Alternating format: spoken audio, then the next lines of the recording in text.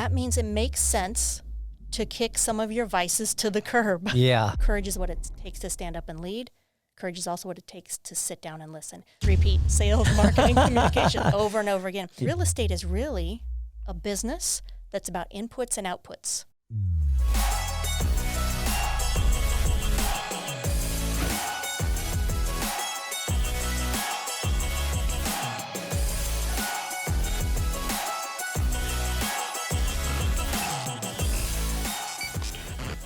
All right, everybody, welcome back to the What's Next podcast. I'm your host, Levi Casada, and my main man behind the scenes, the Tony Hernandez. Yo, yo. The one and only. How you doing today, Tony? I'm doing great, man. How are you? Oh, I'm doing good, man. Looking good, man. I like you when you wear red. I like You're it. such a liar. It's that one day, I don't know what episode it was, but just can't wear a red shirt. No, that one looks good. That one. No. It flows a little bit. It flows. It wasn't a tight fit. Yeah, exactly. The tight fits are kind of like, you shouldn't. You shouldn't. Yeah. I'm just kidding. It's the dad bod now. It's all Yeah, right. you look It's good acceptable. No. It's acceptable these days, the dad bods. No, you look good, man. You're a handsome dude. Well, let's move on from that. Right. But I want to introduce my guest today. She is fantastic. She has a amazing story, so I want you guys to listen to it. I mean, something that I think more people go through their life, the challenges sometimes, and they don't realize how hard it is because it becomes a norm for them. But to other people, it's very inspirational. So I think this is going to be a fantastic episode. She is your area realtor in San Diego, with a network worldwide, Hanna Lea from the Real Brokerage. Welcome to the show. I'm so excited to be here. Yeah. Was that okay? Oh, I can't wait for your... fantastic. Yeah. Awesome. Fantastic. Well, thanks for joining us. Is this your first podcast? It is my first. Nice. Up to your expectations so far? You like it? Absolutely. I mean, coming into this beautiful environment here. We try to make it as cozy as possible, All right, well, so let's jump into it. I always like to break the ice. Have you watched, how many episodes have you watched? Have you watched a couple of ours? 10 or so. Good for you. Wow. Yeah. Wow. She's I think our committed. number one, Content. I know, Yeah. content. Thank you. Yeah. Hey, be like Hanna Lea and watch our podcast, people, please. Yeah, go check it out. Go check it out. I know. It's cool. Trust me. I There's know. value. There is value. There is value because everybody has a story, and we'll get to yours, which is going to be fantastic. But let's start with Would You Rather. These are pretty easy ones, maybe. Would you rather never be stuck in traffic again or never be cold again? Never be cold. Right. I think we're all experiencing that right now. The coldest it's ever been in San Diego, I feel like, right? Every year. Well, and living in Washington State as a military family, yeah. we actually had snow that just closed our entire city. Oh, wow. That's incredible. I couldn't imagine. You closing the entire city, you couldn't get anywhere. Yeah. But you'd rather be in traffic then. 100%. 100%. But I love the fact that in San Diego, where we live in East County, we're 18 minutes from every place. Everything. 18 minutes from the mountains, the beach, the city. Yeah. Absolutely fantastic. It kind of upsets me though when you're 1 mile away, but you're still 18 minutes away. That's where the traffic comes in, unfortunately. Yeah. There are some ones that flow together I don't like. That's the beauty of California, right? Everything's like near. Everything's Right. near. Yeah. Mountains, desert, everything. Put on some jam and no cold weather. No cold. Well, it's cold now. Okay, well, let's go on to the next one. Would you rather live on the beach or a cabin in the woods? I'm pretty sure I know this one now too. Well, is there an option 3 for the top of the mountain looking towards the beach? Oh, okay. Oh, my goodness. My husband and I really dream about that house Yeah. that we're going to have someday that's looking west towards the beach with the infinity pool. Nice. You walk out, you just see the city flowing down to the beach. In California? In San Diego? California. Yeah. In California. As a matter of fact, there was this house in La Jolla that we saw.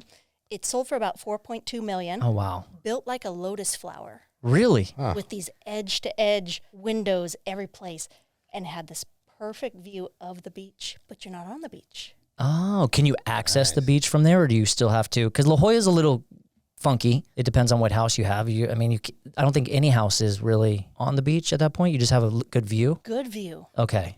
That's all you need. Just the waves you can hear. Yeah. Option 3. I should be given option 3s. That's incredible. Okay, so on the beach, On top but of the on mountain. top of the mountain. Top of the mountain, you're looking at the, yeah. Yeah. The I ocean. agree. I've done both. I mean, I'm from Arizona, so like the mountains are there. I don't know if I like to live in a cabin in the woods. It's fun to visit that, but not Yeah. be too secluded. It's fine if like you need to like time out from people or something like that. And you just like meditate and train. All right, what's the next one is, would you rather be the only child or have 10 siblings? 10 siblings. How many siblings do you have now? Just 2. Just 2? Brother or sisters? Brother and sister. Really? Where do you land in that? So I'm the oldest. Okay. So the oldest is always thrown into the fire first. 100%. You get everything though too. You would think First, you get everything first. Oh yeah, you would think. You're right. But, born and raised in Northern California. Okay. And being up in kind of rural area right outside of Sacramento, it was, as the first child, you really are the test for everything that's going to come with brother and sister. Well, as a parent, that's true. You are the test. And I've lived it. My firstborn was like bubble wrap on everything and put things here and here. And you get the second kid is just like, first child will handle this one. So did you basically feel like you raised your brother and sister sometimes? A little bit. Yeah. Yes, but could you imagine having 9 siblings? And I've had friends that do have a bigger family. Really? And you have all this experience across the ages. Yeah. Just to really learn about life with your brothers and sisters. I agree. Tony, would you pick 10 as well? And what was the other option? By yourself. Yeah, I think the siblings. Yeah, the siblings. Yeah. The siblings. I have Good 2 answer. brothers. I'm the youngest and coolest. I'm the youngest. I have one older sister, but You're the youngest? yeah. We didn't, we clashed. I think we're stronger now than we were when we were kids, but I think having more siblings would just they're insta friends, really. Yeah. Yeah, right. Insta friends. I love that too. Okay, here's the next one. Would you rather, this one's a little funny. Would you rather smell like onions or garlic? Oh, wow. Both is tough. Yeah. That's tough. Isn't that the toughest one so far? Yeah. It's the weirdest one, but it's also tough. Let's go with garlic. I would go with garlic too. Yeah. You wouldn't have to worry about vampires. That's true. And you wouldn't smell like BO. Right? Onions, they're strong. And people would cry around you maybe because the onion smell. Garlic. He just reminded me of Shrek. When he's Shrek. The layers. The layers of the onions. Yeah, when he talks about that. Yeah. Okay, would you rather go watch a movie or go watch a sunset? Go watch a sunset. Aren't they incredible? In San Diego. You can't beat them. You can't beat it. You can't. The sky turns just all different. Now, you've been in San Diego long enough. Have you seen the green flash? Yes. You have? I have. Okay. I always try to tell people, and they're just like, nah, that doesn't exist. And it does, doesn't it? It's on a clear day, and we live near Mount Helix. Okay. So up at the top of Mount Helix, you can look all the way to the ocean, and you can see that green flash. All the time? No. Only clear? in seasons. Oh, what seasons do you know? That is a great question. We'll look it up. We'll have to look it up. Because I want to see it more often. It is. Have you seen it, Tony? It's like a split second of just. Yeah. Yeah. I don't think they would make a beer. There's actually a brewery called Green Flash. Yeah. Plugging you well, in I'm. But I'm saying there is, obviously it's not made up. I grew up in TJ, so technically the same thing. Yeah. So yeah, I sent multiple times. Well, nice. Okay, so sunsets. Me too. You can't beat them here. Beautiful. Yeah. All right. Next question is: would you rather listen to an annoying laugh for a whole day, or get tickled for 1 hour? I have to go with an annoying laugh. Yeah. You don't like being tickled? Not overly tickled. No, I know. I could.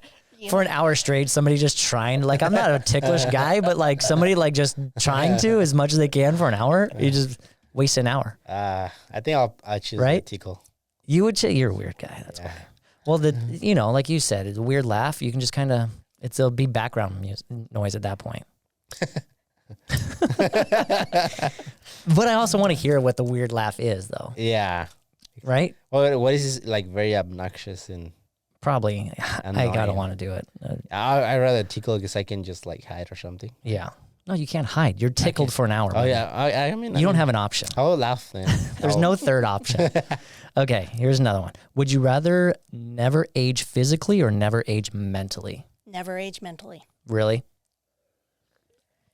I think, man, that's a tough one for me. Wait, but if you age physically, you will age mentally? Yes. Why would you pick? Well, use the example of there are just high performers in every industry who their mind is so sharp. And as a matter of fact, I'm rereading $1 Million Habits by Brian Tracy. Oh, nice. Who lives right here in Solana Beach. And I ran into someone associated with him just this morning. Oh, okay. Who was in his 80s, just as sharp as everything. And he says, Brian Tracy, even though he's older in the game, has this mental acuity that is off the charts. Right. Yeah. Even if you have your physique and your, that, but if your mind goes, your body will go too. It doesn't matter. You know, it's just because you can't take care of yourself. So I totally agree. The mental age, I would never age that way. That'd be sharp until I'm just gone. Yeah. Yeah. Okay. Last one. Would you rather have an office where you could wear pajamas to work or work in a really fancy office? Work in a really fancy office. Really? Interesting. Okay. Why? I love the fact that you can have that community. Yeah. Now, the question is, do we have a third option, which is work in a fancy office where we have casual Fridays? You could have casual Fridays. It would kind of be the best of the best right there. But I feel that when you're stepping into the business world, you have to dress appropriately. You have to show up instead of coming into your gym wear all the time. Yeah. Has it changed? Ever since COVID hit, you had this, and you can still look at it on our website as well. We have all of our business professionals. Everybody was in a suit and tie, and then everything shut down. And now it was kind of your office was your home. So it was pajamas. That's why I love this question, because it was pajamas as much as you can. When you were working, did you still dress appropriately in your house and whatnot? No. Pajamas all day. I know. I feel like maybe that's a great question, because everybody would really like to work in a fancy office now, because that was just a time that we all kind of want to forget, of being home in our pajamas all day, every day. You're exactly right. And also I have found that when you show up, like even at the grocery store or the bank, and you've put yourself together, right? Business seems to come more naturally because you're stepping into that role that you want to have. That's well put. I like that. Dress how you want to perceive yourself as well. Mm-hmm. Nice. So moving on here, you were born and raised Northern California. How long did you, how far north? Well, essentially you come up to Sacramento, take a 2.5 journey northeast. We're from the area of Clear Lake, which is Lake and Mendocino County, so just north of wine country. Nice. I'm from a town of 2,000 people. Are you kidding me? And in fact, my high school class, which I'm not going to give away my age and the year I graduated, but I was the first class over 100 students. The first class over 100. Mm-hmm. Okay, so everybody's starting graduating class. Wow. Right. Whereas here in San Diego, my daughter was one of 1,000. That's incredible. Wow. That's a huge difference. Do you travel back to see your hometown? Have you ever gone back that way? Absolutely. You still have family there? Well, my dad is a broker. Really? In that particular pocket. Nice. So he loves being able to do that person-to-person selling. Yeah. Because it's a small town where everyone knows everyone. Everyone knows everyone. That's so, I've always loved that feeling. You see it in movies and you're just like, hey, Rick, hey, Tommy, hey, Barbara. Like, you just know. And then they're also your everybody sees everybody and everybody is looking out for each other. Doesn't have pros, but also cons in it. Like, what if because everybody will know everything too, right? Everybody, you can't get away with anything. You can't get away with anything. I saw Hannah drinking behind the woods over there. But yeah, that is true. You have people looking out for you, but you can't. It's hard to get away with things. But it was in a rural area, right? So 2,000 people, you just go out and do your own thing. You do. And so essentially when I was growing up, my parents would say, go out to the back 40, we'll see you for dinner time. Wow. No phones, no computers. It was you go out, you get dirty, you have fun, you come back in. But what I have found with that experience is it gives you this tremendous perspective on life. Yeah. And appreciation for the outdoors. Right. It does. Yeah. You have to go out there and experience life sometimes, disconnect, which we don't do these days. Do you find it different? Well, so you're in Northern California, finished high school. What was your plan? Well, my plan was to come to college, and you have this thought, I'm going to meet this very nice young man, and we're going to get married and just run into the sunset. Yeah. Well, what was fascinating was I did indeed go to college, and I did indeed meet my sweetheart, but he had long curly black hair to the back of his shoulder blades. Oh, really? Little rebel. When I first met him. And then we parted ways, so we met in college. He joined the Navy. Okay. The Navy changed his life. Really? And when he came back that following Christmas with this crew cut Oh, man. hair and telling his story of joining the Navy, it was that click. Yeah. So I was married when I was 19. Oh, wow. Still married today. Congratulations. That's not, That's not common anymore, you know? So that's, especially in a setting like that where it's college. Where did you go to college? Mendocino College up in Ukiah, California. Okay. And then we migrated down to San Diego. Nice. But then with the Navy, it took us to Hawaii. So when he came back from the Navy, back to the college, like where was it again? Like, I'm trying to put this together. So, it's funny because how did you guys come back together? Yeah, what was the point of like So you connection? knew him in college, met him. Were you still in college when he left and came back, or? So that's the interesting part. Yeah. Here we go on this journey, and it connects back to business as well. But basically, I left my hometown. Right. He left to join the Navy, which took him to the East Coast, Okay. where you go through boot camp. I came to San Diego. That was my first stop, and started going to college down in San Diego. Right. We met at Christmas through a mutual friend. We had all just got together for one night at the bowling alley, saw each other again, and he had this crew cut and this beautiful smile. And I said, wow, this is about to get fun. So you wed shortly after that, or did you guys get engaged, or? We got engaged. Okay. And then he called me up and said, well, I have a change of duty station. My change of duty station is to Hawaii, Wow. but I'm coming through San Diego first. So we were fortunate enough to have him stationed in San Diego. Right. I was living there going to college. We got to know each other, went through the dating process. And he said, just to let you know, 6 months from now, I'm moving to Hawaii. And the proposal sounded a little bit like this. Would you like to get married and come with? Yeah. But no second guess.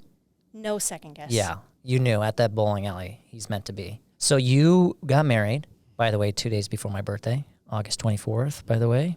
You got married, correct? That is right. And so you got married, moved to Hawaii for a little bit.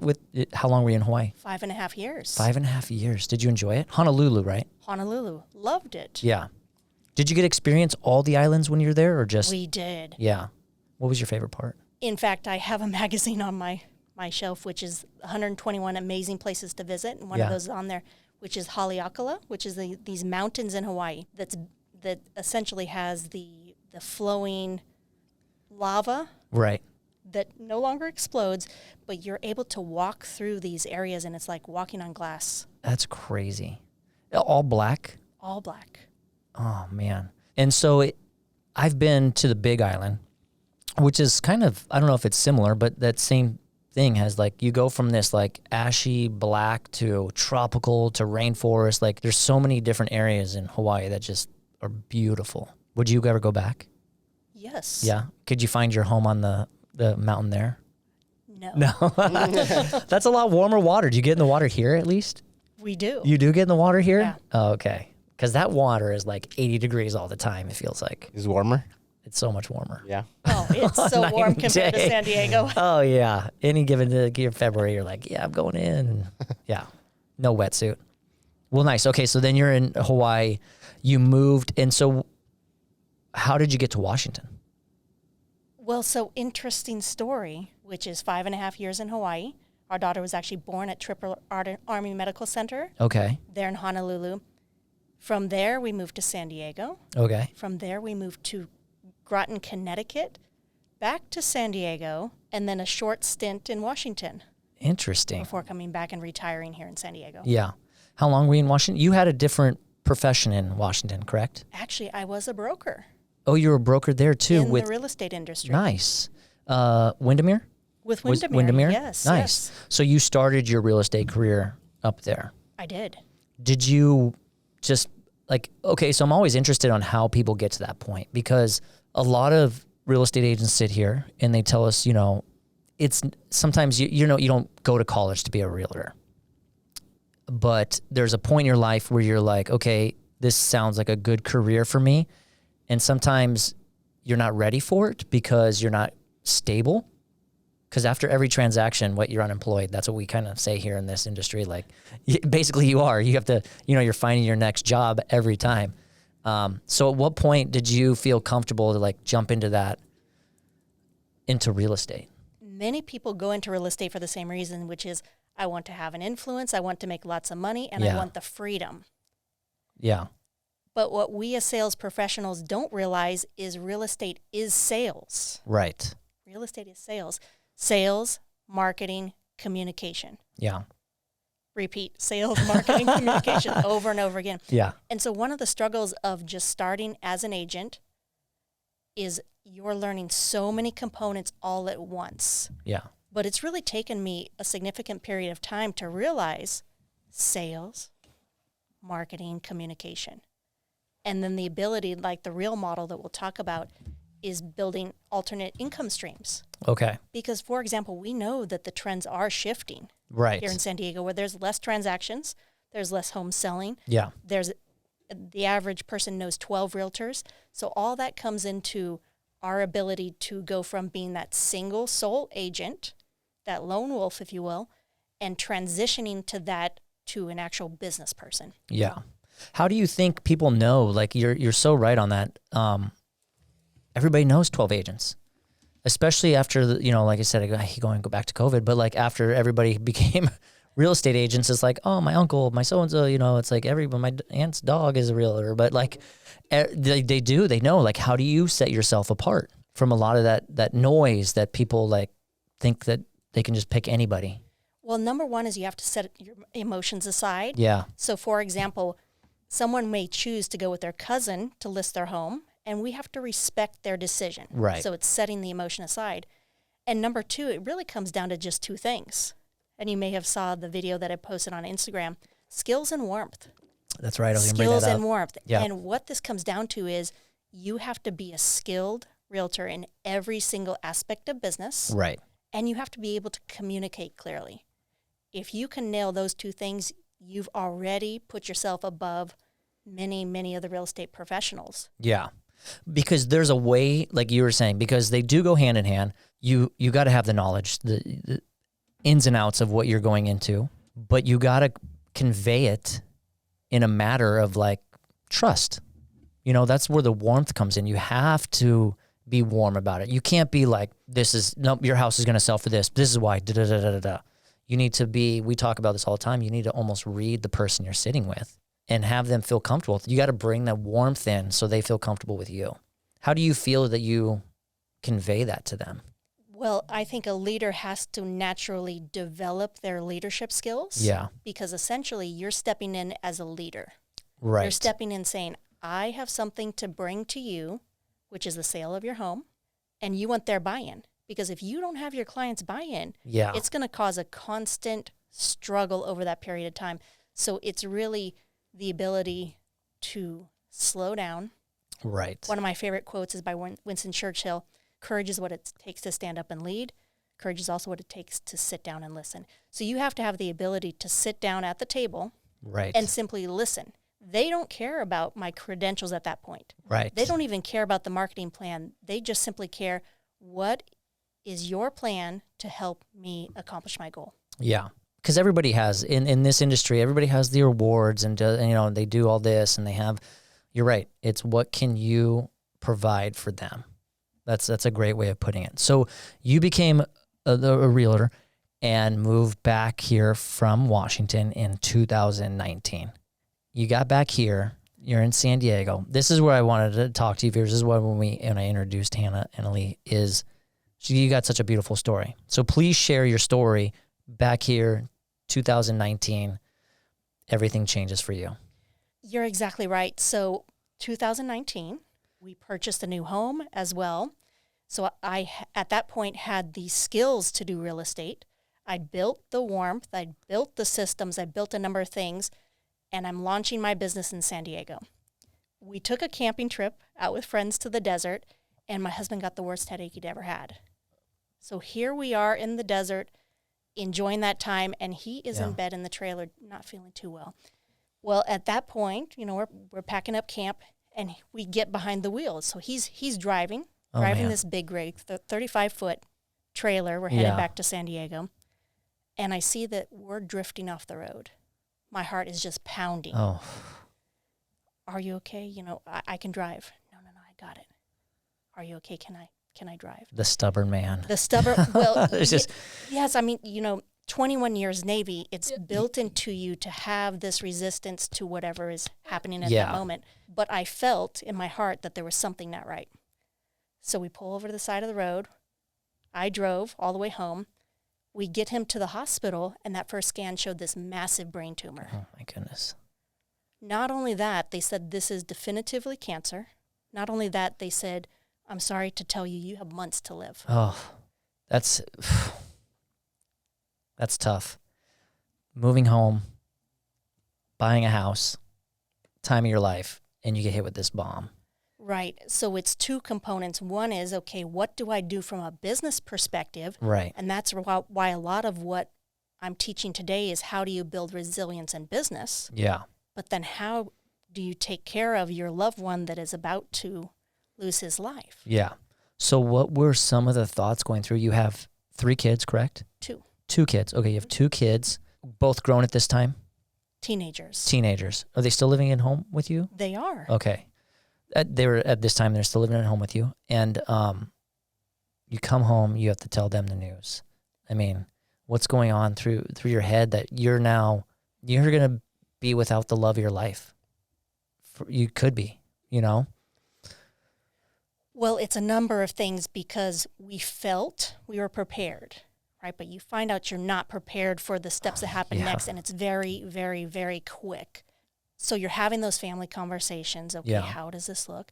You're having to take care of a tremendous amount of paperwork, right? The will, the trust, the advance directive, that's all happening. And then how do I manage my business? So Right. pulling all that together, setting aside the emotional part. Yeah. But the reality is this happened December 2019, and within 20 days, he was in bed, could hardly speak, could hardly communicate, slowly just going downhill. Yeah. And at that point, I realized in my heart that now was not his time. And so I started reaching out to my network. Got goosebumps. I started reaching don't out to my joke. network at that Yeah. point, trying to seek some help. And fortunately, through my network, we were able to get him in for a very advanced surgery up in Orange County Yeah. using augmented and virtual reality. They went deep inside his brain. No They were able kidding. Yes. Yeah. And this is one of the biggest brain tumors, right? It's just a big brain tumor was it wrapped around anything or? Well, think of a brain tumor or any cancer Yeah. that its mission is to kill, steal, and destroy. Oof. Think of it as just a flaming alien in your head. Yeah. And in fact, I'll tell the rest of the story, but that's what my husband referred to it as. An alien in my head. Those outer cancer cells, all they want to do is expand Yeah. and essentially shut off your breathing, shut off your ability for your heart to function, and you're gone. Yeah, you're gone. That's tough. I mean, just hearing the story. So you hear that you're setting everything into place, but you got your network. He's having the surgery. What happened after the surgery?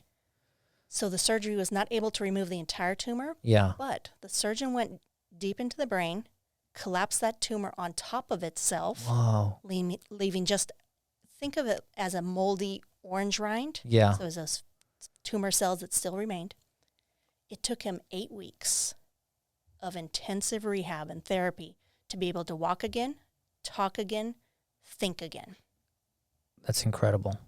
And you're not only doing that with being by your side with your husband, you're trying to run a household. You're trying to financially keep your household going. You just bought a house. So, I mean, the struggle and just, there's a lot of people that, it's so funny because there's things that I complain about every day randomly. I mean, Tony hears me complain all the time about just dumb stuff, but it really puts in perspective of what you're going through, the struggle that other people go through, the resilience you have to still be around, and your husband is still around. You're exactly right. So now we're at year 3.5. That's incredible. You're 3.5. 3.5. And it's quite the journey. Yeah. Because now at year 3.5, so he originally lost his vision. So if you think of us having vision that goes all the way around. Yeah. Instead of 360 degrees, he has about 270. So he's lost this portion of vision. The vision is gone. But at year 3.5, we're back to bowling. Oh, good. We're back to shooting at the range.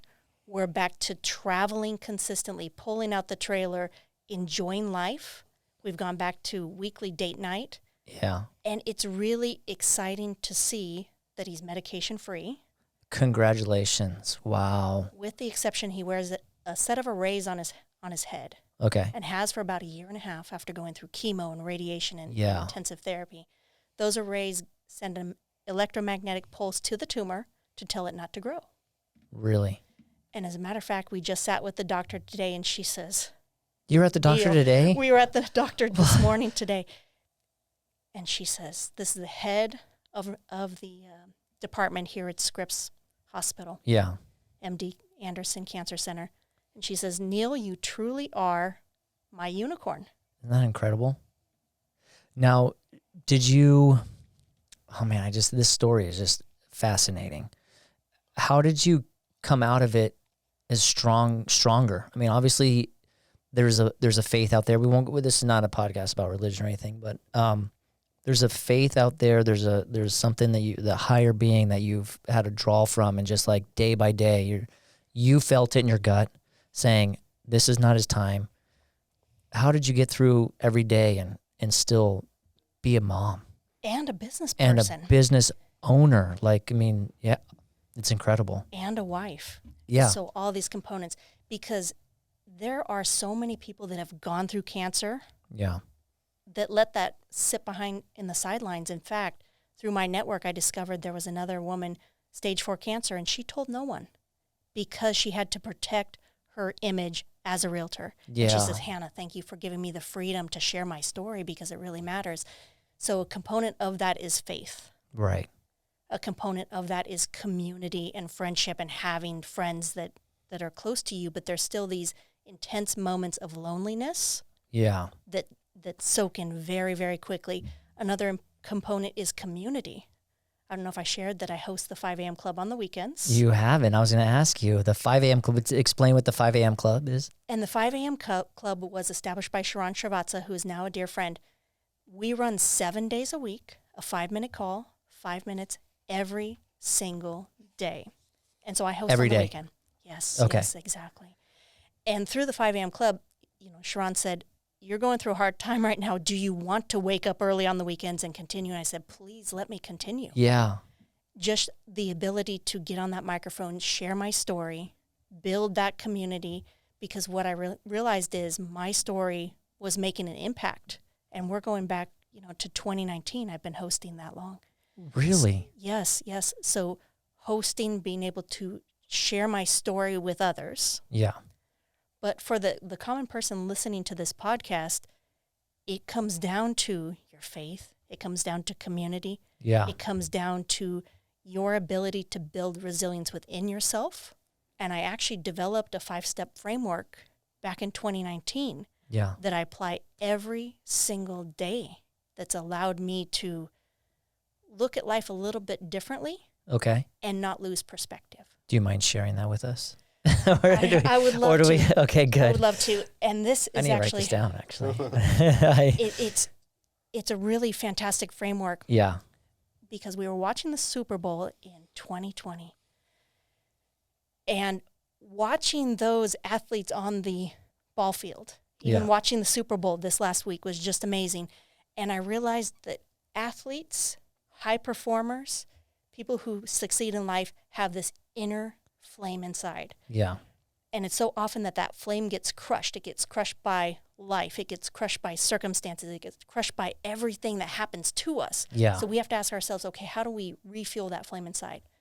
And I'll quickly go through those 5 steps. Yeah. Take your time. This is awesome. I love this. The first is your ability to become fearless and focused. Okay. That is looking at fear a little bit differently. Yeah. So in other words, when you're facing cancer, that fear is real. It's so real. That fear is still real today, that sometime in the future, I'm going to lose the one who I love. Yeah. But if you look at that fear, and instead of letting it put you in your bed in a position of pulling the blankets up over your head, you have to say, how can I develop this into this ability to fuel my inside? Yeah. Fuel what's driving me. And then to get focused on what matters. For example, we got quickly focused on finding solutions at that time Yeah. for my husband to save his life. And now we're in the next phase of being focused on myself building my business. He said, Hannah, I love the fact that you are devoted to your business because it frees up that finance, Yeah. that financial aspect, to now take that trip to Italy this year, to now take a trip to Portugal, to now do amazing things. But you have to get fearless and focused about your life. That's step one. Okay. That's a big one. Get past that, like you said, not wanting to, just lay in bed and pull the sheets over your head. You know, get out of bed, figure out what needs to be done. Don't be scared of it and go forward. You know, my one of my favorite quotes is keep moving forward. And it's from a Disney movie, the Meet the Robinsons. I don't know it, but you got to keep moving forward regardless of what life is thrown at you. And it's going to be scary. And your journey is just incredible. So you got one. What's two? Number two is learn from your failures. Okay. Learn from your failures. And what does that mean? Well, for example, we had not done an advance directive. Yeah. We had our will in place. We thought that was fine. We were underinsured in terms of life insurance. He will not be able to receive any other life insurance other than what we have Before. But what if you're to say, okay, that was a significant failure. Now what can I do to improve Yes. going forward? And I've heard it said that failure is something you experience that you never want to repeat again. Right. So if you learn a failure in business, don't repeat that same thing. Let it drive you towards what's next. Yeah. That fuels. That's that one of that fuel, like you're saying, in that stomach. That's any athlete right there that's their fuel is failure. It's so scary to them to feel that again, that they don't let it happen again. Yeah. So that's two. What's the next one? Accountability is key. Yeah. I have built tremendous accountability in my life, actually going back to 2015 when I started this journey. But even today, being in communities Yeah. where it really, really matters. And that's one of the things that I love about Real Broker is that we're in this community of constantly masterminding and becoming better together. So accountability is key. Yeah. The other portion of this is let's talk about our physical health. So, for example, for me, that was realizing it was time to get some accountability in my physical health, which came through 75 Hard. I want to hear. Okay. Tell us about 75 Hard, which is, you blow me away because I'm the type of guy that pulls that's why I hope this never happens to my wife, because I'm just the guy, like, trying to get past that one is already tough for me. You're dealing with all this. And now you're like, I got to take care of myself too. That's amazing. You have to. So tell me about the 75-day challenge. Right. And so this has developed over time. 2019 was just the wake-up call. Yeah. That has allowed me to develop this process. So January 2022, and I said to myself, okay, we're coming out of COVID. How does this year look? Yeah. And I happened to turn on a podcast, Andy Frisella. Okay. A little rough around the edges, but he talked about this program called 75 Hard, which he had created. 2 workouts a day. 1 has to be outside. Drink your water. Read 10 pages. Follow your diet. Yeah. Do that for 75 days. Record it in the app. You're going to really see the transition that happens in your life as you complete this process. And even today, people are saying, how did you do this? Where do you find the time of taking care of, your husband, your family, your household, and then, again, taking care of yourself? A lot comes with that discipline. Yeah. Right? That accountability. For me, that's getting up early.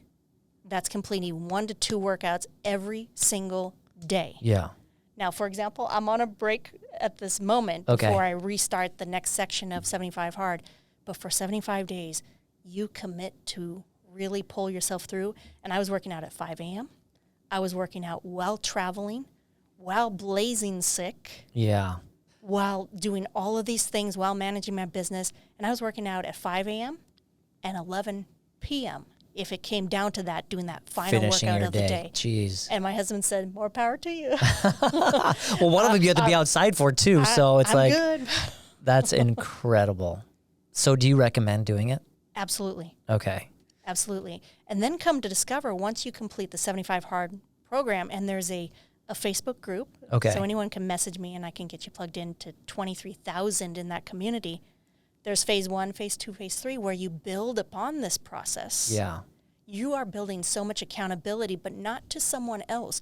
You're building accountability to yourself. Yeah. So how does one start that? Like, you know what I'm saying? Like, do you just one day you're like gonna do it right now? Because I feel like I've been saying I'm gonna work out for the last 3 years. It's like, no, tomorrow's the day. Oh well, tomorrow that's what the mentality that you have in here. You've beaten through that, which is amazing.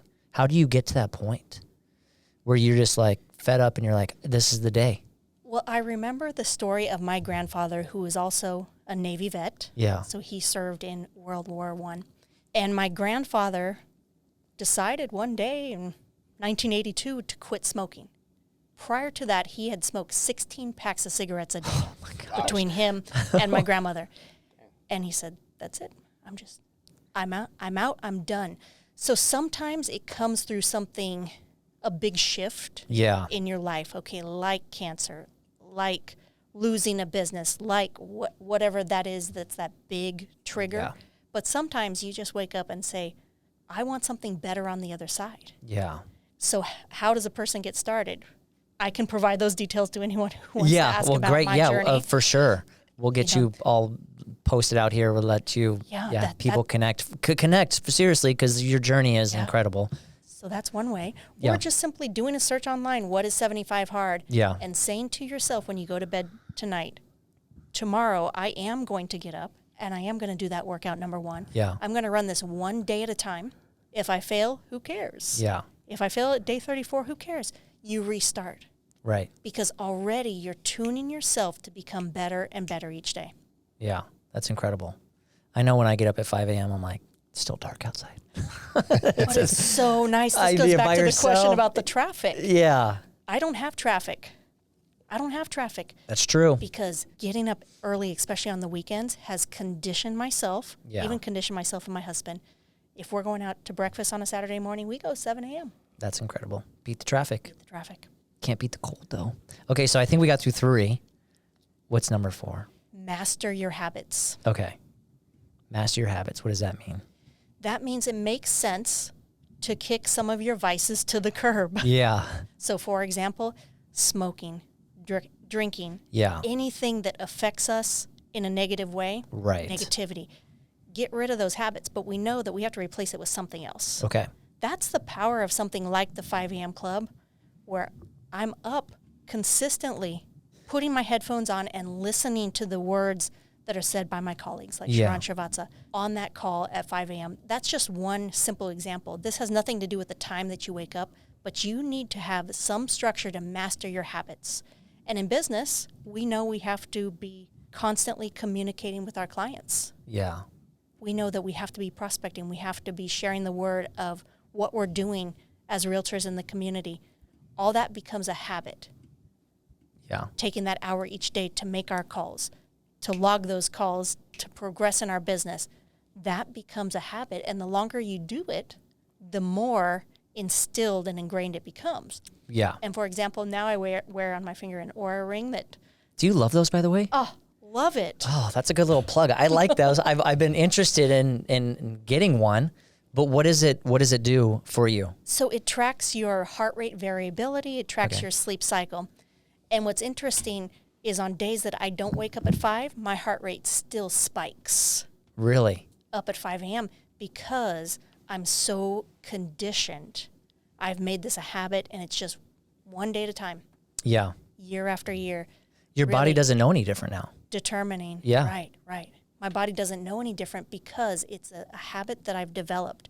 So we can do the same with our health. We can do the same with our business. We can do the same in our relationships to kick the vices to the curb and replace them with something that serves us. That's so true. That's amazing. All right, give us the last one. Expect results. Got it. Especially coming into 2023 in this market, where we often hear realtors say, I'm concerned about the market. I'm concerned about the shift. I'm concerned about all of these things. If we don't take the time to strategically expect results in our life, those results are not going to come. Right. Yeah. You have to, you need to expect the results for sure. So you got to put in the work though. You have to put in the work. You got to put in all four of the, the ones before, the stages that you get to, and you will see, but you will see the results, right?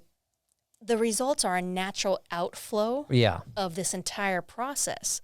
And something that I've really learned this week, just in my studies and also paying attention to reading and podcasts and all these different things, is to understand real estate is really a business that's about inputs and outputs. Yeah. You input the time, you input the effort, the relationships, everything that you're building to produce the output. But you have to logically expect, I am going to see a result, because it really fuels that flame inside for us to say, okay, I'm going to keep going. I'm working towards something that matters. Yeah. Well, that's amazing. Thank you for sharing that with us, for one thing. Your hustle is unparalleled to anybody out there, which is fantastic. Let's talk a little bit about your branding, your social media, technology. Are you starting to brand yourself a little bit more? I know we've spoke earlier about this. You've come in here, you've shot some videos and stuff. I'm excited to see everything come out. You just posted one, which we talked about earlier. Where are you going with your branding? This is so fantastic, because what was it, 2015, 16? You're told video is key, get in the game. Yeah. Did we all get in the game? The reality is no. No. Let's just talk about the influencer space. The reality is 1% to 2% of people are influencers in their space. And what I realized is that I have the ability to be an influencer within the space in which I operate. Yeah. Which is really, really powerful. So I have the ability to say to my community, here's what I stand for, building resilience in business. Here's the tools that are built into the Real network. So part of this branding is also through the Real Brokerage Network. Okay. Because it's really allowed us to build a sustainable model in terms of the financial benefits to a brand such as Real. But number 2 is the community and the collaboration that we're building. Yeah. And number 3 is the technology. So you layer those on top of each other. And I heard something really interesting, which was you have to have a distinguishing factor. Okay. Something that sets you apart from all of your competition. For sure, especially in this industry. You're exactly right. And going back to the average person knows 12 realtors, you set yourself apart by having the skills and the warmth. But how else do you set yourself apart? You have to have some sort of story. Yeah. And my story is, how do you build resilience in business so that it can be more sustainable over time, so you're fueling that flame inside and being able to accomplish something amazing with peace, with joy, all that tied together, because so many times we try to separate business out from our personal life, but the reality is all that incorporates who we are. Yeah. You have to, especially in this industry. I did the little research that I could find on you as much as I can. Like I said, you're getting out there now, you're getting out there more, but I love going and seeing everybody's posts, and that's your storybook for one thing. That's your business card. Just the way the people get to know you without getting to know you, if that makes sense. That the first time they meet you, they already kind of know you by what you put out there. So you have to always kind of be on, and be vulnerable. Let yourself be real. People can see through the BS most of the time. So when you're being real, your story is so real and genuine, and what you post out there and what you come from is so genuine, which is such a great story. Thank you. And it's exciting to teach other people in the space the same philosophy. Yeah. which is you don't have to show up as perfect. You show up as yourself. And what's really interesting as you start to expand into who you are, the people that are going to be part of your tribe are naturally attracted, almost like this magnetism. Okay, we want to spend more time with you. We want to grow together. We want to build together. Yeah. So it's good to be polarizing. It's incredible. And your journey, your story will pull those people together. Are you working with any foundations with in cancer research or anything? We are going to start our own family foundation. Oh, so good. That's one of the vision for this year. Yeah. Is to set up that foundation. And the ability is going to be twofold.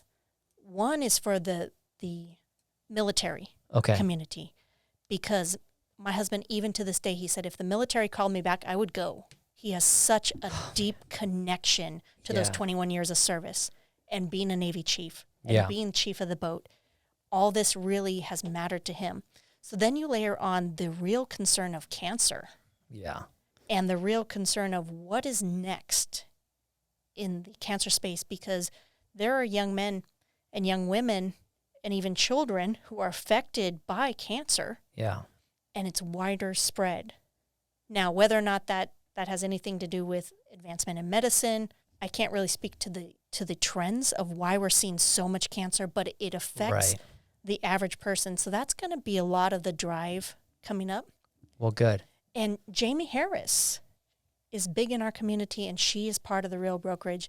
And the way that she gives back on a daily basis to those different causes is absolutely inspirational. That's amazing. What a nice little family. That Real Brokerage is really coming along. And I mean, you guys, the people that they've brought up on board, and your journey has been incredible. I can't even believe Tony just showed me. We've been talking for an hour and 15 minutes. Can you believe that? It seems like we just turned on the mics, but I like to finish. Is there anything else that you would like to share with us? Because I like to finish the sentence.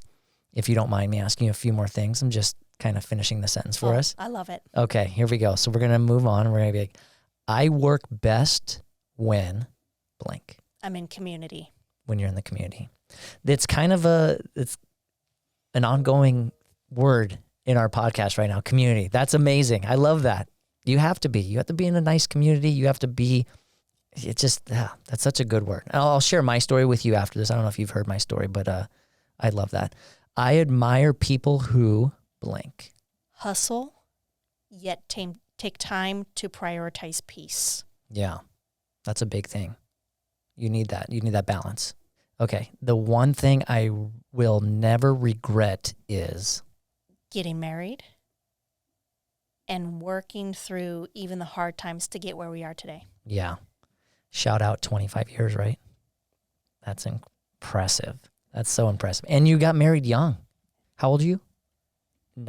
19? No, I'm not how old are you now? I got roasted for that when I asked how old were you when you got married? 19? 19. Okay, yeah. I will never ask a woman an age. And shout out to the realtor that threw me under the bus the last time there. I will never do that again. You know who you are. I can't stand people who live in negativity. Yeah. It's tough not to, and I totally get it. I grew up in a small area in Tucson, and you have a lot of friends when you grow up in a small community like that, and you're like, these are my lifelong friends. But then as you start getting older and start building a family and stuff, and these friends are just that negative part of your life, unfortunately, you kind of have to cut them loose, and it's the hardest thing to do. But I do hate people that are negative. That's a great, yeah. Do you feel that same thing? You got to cut that cord from negativity. You just don't surround yourself with it. You're exactly right. And as you surround yourself with other influences outside of that negative space, it's a game changer. It is a game changer. Changes everything. All right. I laugh when I think of what the future holds. Yeah. And I laugh when I'm cooking dinner with my husband. Do you love cooking?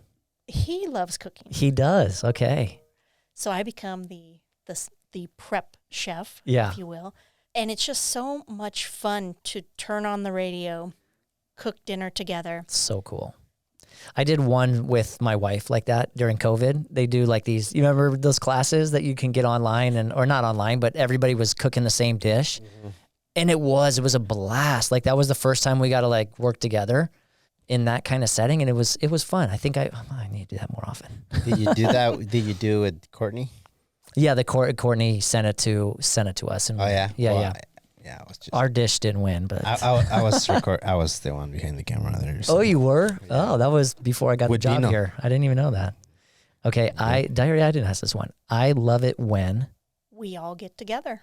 we all get together. Community. It all comes back. I love it. Okay, last one. The secret to a happy life is Not balance, but perspective. that's a good one. Perspective. Anybody can talk balance, but putting your life in perspective. Yeah. Like I was talking about, I always love this. This podcast always comes full circle. To me, listening to you today puts things in perspective for me, big time. When I start complaining about the guy that just cut me off on the freeway, or why, the dishes were not put away, or, my kids' toys are out, or just Why some people have like so much energy and just I was giving him such a hard time today about it. His energy level was too high, but you put it in perspective. If you can have the perspective, you'll be happier, right? You're such a blessing. yeah. Thank you for coming on the show today. Thank you for having me. Yeah, of course. The journey and the story is so empowering, and like your 5 steps. It's just, I think this is the first time I've gotten chills in a podcast because it's a great tough. story. It's a great story. Thank you for coming on. Can you look in this camera and let everybody know what's next for you and where they can find you? What's next? Continue to build under Real Brokerage. Okay. I take on one hard physical challenge every year, which is very, very fun. Nice. Building community and just continuing to build here in San Diego. You can find me online, Instagram, the Lady Warrior #1. Nice. The Lady Warrior #1. Very fitting. And then on all the other platforms, it's at Hanna, Hanna. My last name is Bederson, Bederson. So Hanna Bederson. All their platforms. Lots of fun, exciting things are coming. So I'd encourage you to hop online, shoot me a message that you enjoy this podcast. Yeah. And I'm really excited to connect with you. Well, thank you so much. And we do look forward to it. Please, when you do start your charity, and let's come back on here and talk about it so we can get it out there and just keep blasting, because community is important. And I think being in this industry, we have the biggest community. So thank you again.